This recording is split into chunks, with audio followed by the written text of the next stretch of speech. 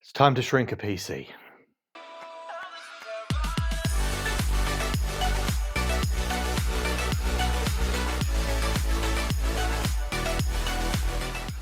So this is my current gaming PC. It is pretty massive. It's not actually got a lot inside it though. This case was actually originally bought at a time where I did have about 3 or 4 3.5-inch hard drives, and I was essentially using it as a NAS as well as a gaming PC. Well, I've got an actual NAS now, so I don't do any of that. And so this is now just purely for gaming. However, we're not using any of the space. Yes, it does have amazing RGB and all the fans you could ever need, which does mean that it does actually stay pretty cool. And yeah, I have to say that even under full load, really pushing the hardware, it never goes above 70 degrees. So it's not bad for that, but it is massive. And actually, inside, it's not using much space at all. I only have an RTX 4060, and so there isn't much graphics cards being used really at all, and it's only an ATX motherboard. So it's kind of bulky for the sake of being bulky. There's no benefit to this, other than you could argue a bit of airflow. But I've decided it's about time we do something about this. I do not need this space. I have an M.2 drive as my main drive, and I do have a 2.5-inch 1 terabyte hard drive in here as well that has some backups on it. And that's about it. So again, we do not need this much space. So I went out and picked up something new instead. I've gone for the Fractal Design Terra in jade. I really like this green color. And I feel like, it's a lot smaller of a case. So I figured that would make a much better sized gaming PC. I have quite a limited space for my gaming desk because I have a specific desk setup for that, separate from my work. So yeah, having something much smaller is really going to be useful. And this is what we're going to do today. We are going to build an ITX gaming PC. This is the first time I have ever built an ITX build at all.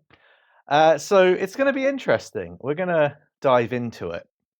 I do obviously want to recycle some of the parts from this behemoth of a PC. But like I said, it's got an ATX motherboard in it, so that won't fit in here. It's also got a standard ATX power supply. Again, that won't fit in here. So I have had to do a little bit of shopping. I bought a Coolmaster V850 SFX power supply. This is the first time I've actually ever really even looked at SFX. I really have always just built big PCs.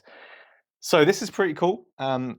We'll have a look at that in more detail shortly. So I had a look around and I found this Gigabyte motherboard, which seems to do everything that I needed it to do in an ITX form factor.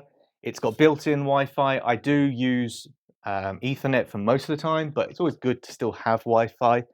And obviously it's got the space for my graphics card, and it will also, most importantly, fit in the case. However, what I learned is the 500 series do not support older Gen 1 Ryzen processors, and the processor that's in this computer is a Ryzen 2700.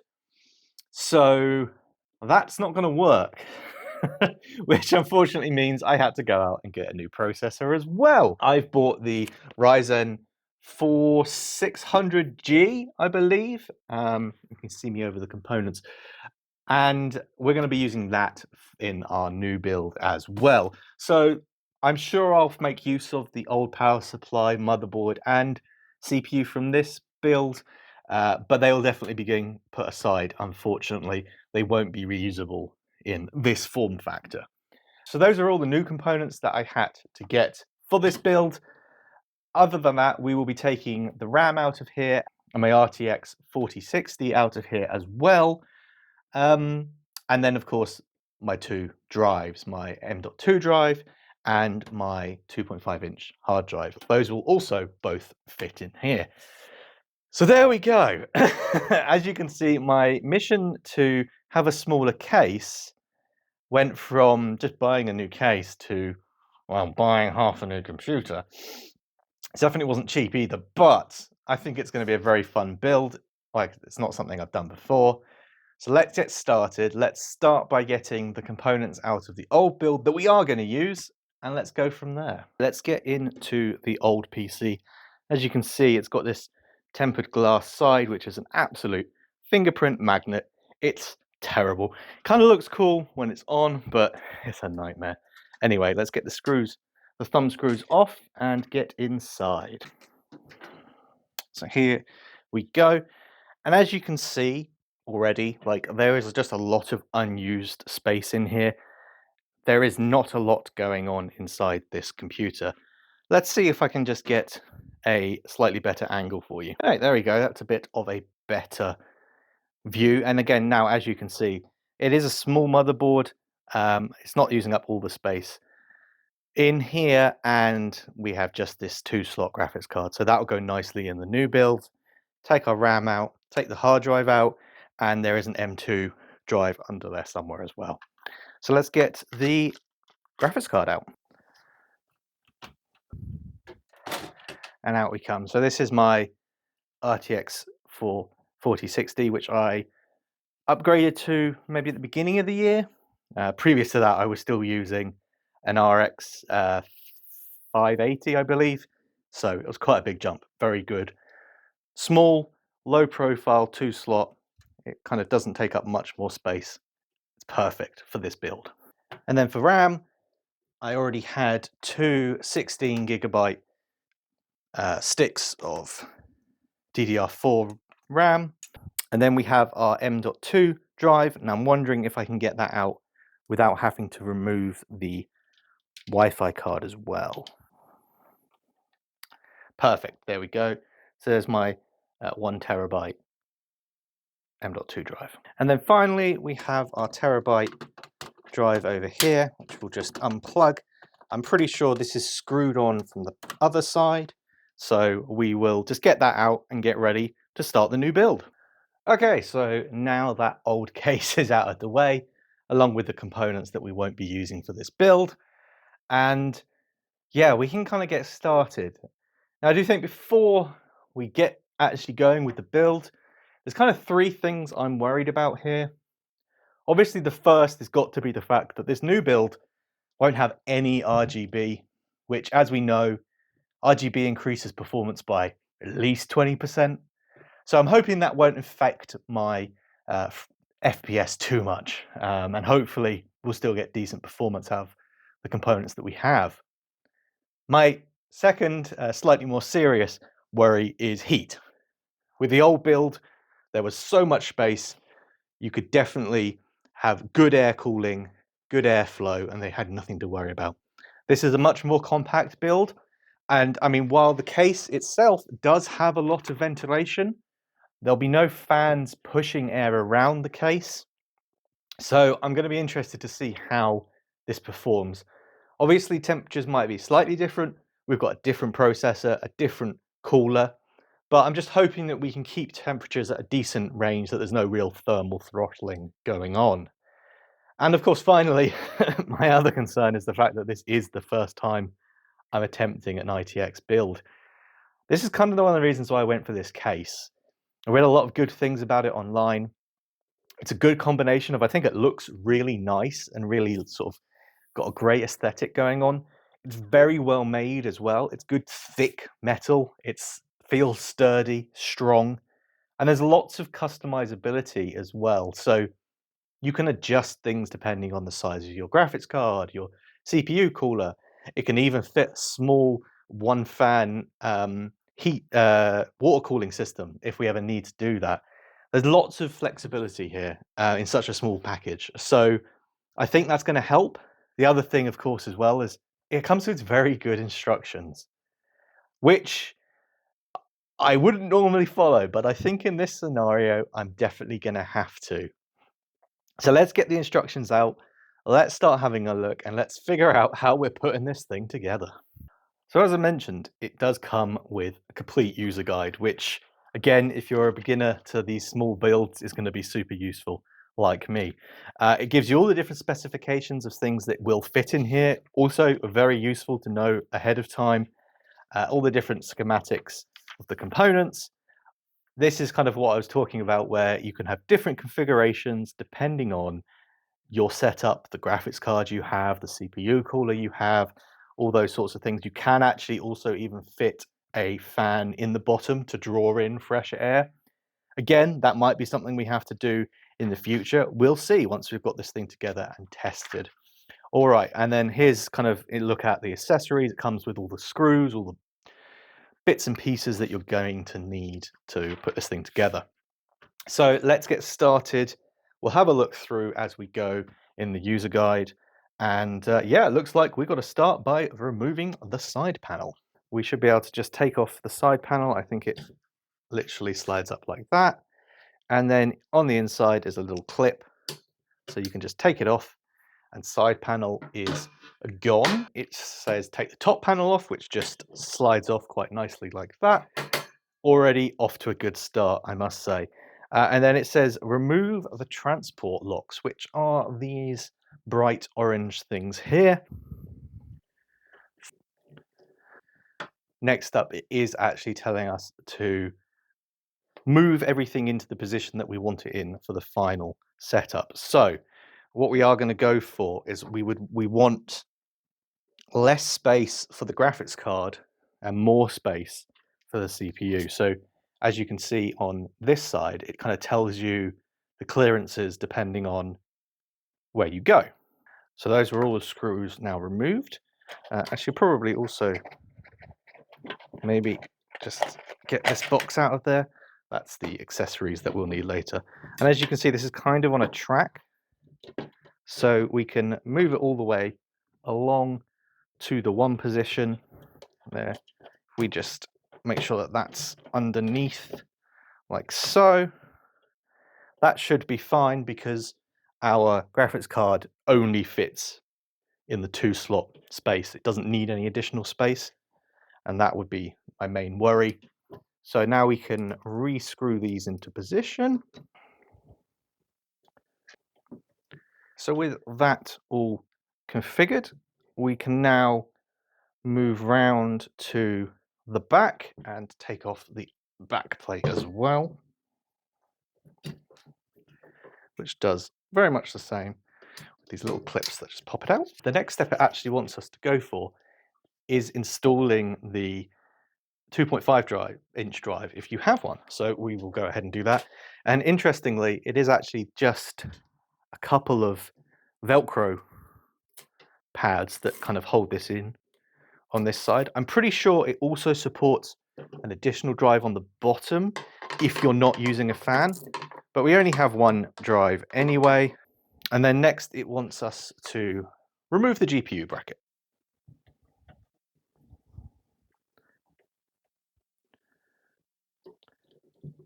And we should be able to remove the riser completely.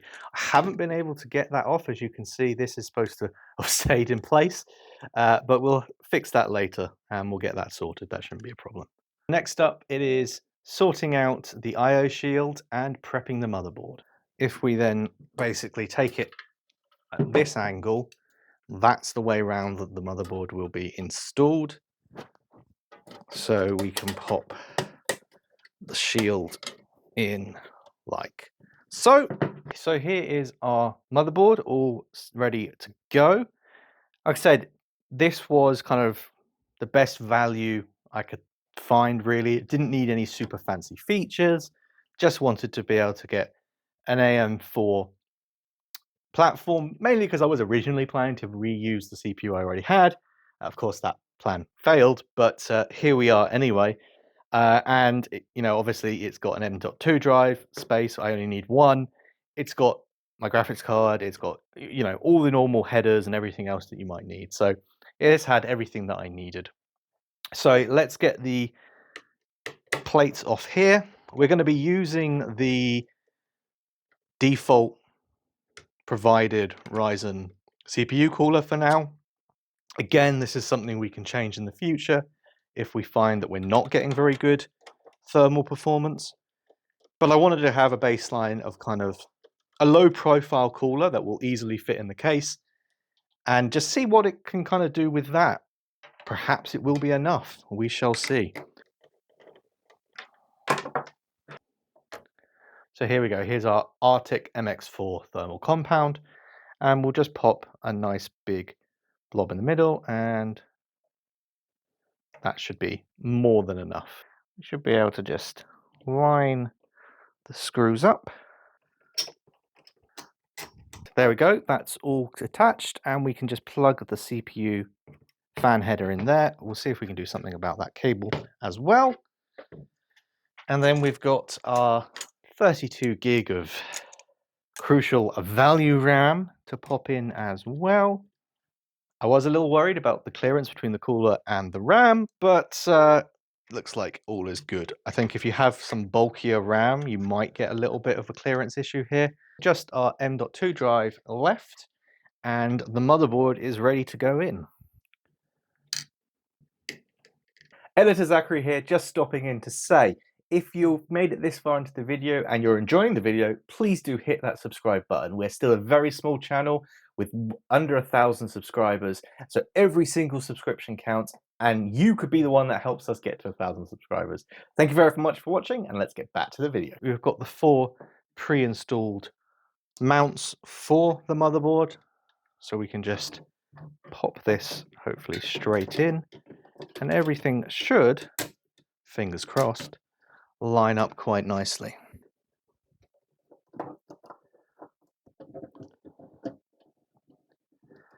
Well, that's the motherboard in place. As you can see, there's actually quite a lot of room between the top of the case and the CPU cooler, so we could definitely get a bigger CPU cooler in there if we need to in the future. Looking back at the manual, I must admit I quite like this as well. It even kind of points out that if you've got an extra M.2 slot on the back of your motherboard, which some ITX boards do have, now's the time to put that in so you don't forget about it. But now let's get the I/O wired up. Now, one thing that this does have is a USB-C port, which this motherboard doesn't have. So that port won't be working right now, unfortunately. But if we upgrade in the future, this case is ready for it. A little worried about the clearances that we have here. It's very, very tight. And I don't have a right angled cable that's going to be the right, well, angle. But we'll try that, and we'll see how we get along with that. We'll pop that into there, and we'll just see what we can do with that. But now it's time to move on to the power supply, and it starts by saying we need to take off this mount for the power supply. So let's do that now. So that's the bracket that the power supply is going to connect onto. Because of this kind of very compact design, the power supply actually sits at the front of the case, and then there's a cable that runs around to it, to the back. You see quite a lot of cases that have this kind of long and thin design do that. So you put all your components kind of in a line as opposed to next to each other. Let's get the power supply out and get it fitted. If you're like me and never really worked with SFX power supplies before, you might just appreciate how small this thing is compared to ATX. It's really impressive how they managed to cram an 850 watt power supply into such a small package. They're more expensive than ATX, sure, of course, but it's still pretty impressive. Right, let's get the bracket mounted. The bracket is now on the power supply, and we can now spin this round and actually mount it into our case. And then we have this cable, if I can get to it. So, like I said, this cable that runs all the way along the side of the case to the back and then gives the output. And then we just need to plug that cable into there, and obviously also remember to turn the power supply on. It's probably a good idea. So next up, we need to install our graphics card. Here's the graphics card kind of riser mount. We need to remove these screws, and we'll get our nice and compact 4060, and plug that into place. There we go. And then we can screw the thumb screws back into place as well. Now we need to install this whole thing into the build. Top here is where we kind of need to thread all of this cabling just into here, and that's what will hold it in place. And then we can bring the graphics card itself down into position. That is all in position. We just need to plug the riser cable in on this side here. This is where I guess I'd say the guide falls down a little bit. We've just done the riser cable, and then essentially it just tells us to put the size of the case back on. Doesn't actually give us any steps to install the cabling. Now it does give us some optional additional steps. For example, if you've got different offsets that you need to do, a different orientation for the power supply if you need to, you can install another hard drive, I did think so, or a fan. It does have additional information here that kind of gives you some cable management tips, but it doesn't really say, and now do cable management, as far as I could see. I wasn't really reading it, let's be honest. But let's try and get the cable management done.